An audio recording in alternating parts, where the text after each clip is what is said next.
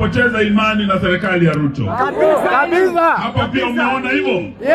Umepoteza imani na Ruto. Ende asiende. 75 wamesema serikali imechukua mwelekeo mbaya. Na ni kwa sababu sera zao za afya zimeharibu afya yetu. Sera za elimu, watoto wa university ati new funding model imefail. Leo tumesema hivi, hii sera yote lazima iende nyumbani. Ruto akienda wapi? Leo mna bahati watu wa Trima. Mumeona serikali ijayo. Mna bahati kama ya Mtenda, haki ya Mungu, you are the first one kuona the new government. Ukiona huyu Kalonzo, yeye alikuwa makamu wa rais wa 10 wa Jamhuri ya Kenya.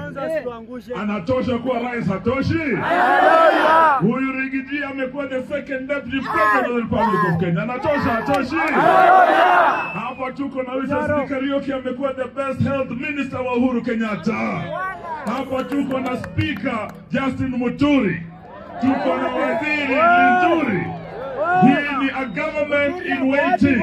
Na mjue ya kwamba tuko tayari. Tumekuja tuathiriwa leo kuomba watu wa Mavoko, mtaruhusu Kalonzo Musyoka aje tuone serikali?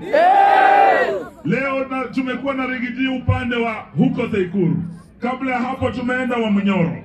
Mkitupa ruhusa, leo tukitoka hapa nataka tupeleke huyu Kalonzo, huyu Rigiji Western Ingo tuone serikali. Sasa tumetupa hiyo ruhusa. Unasema tembea pamoja tuone serikali.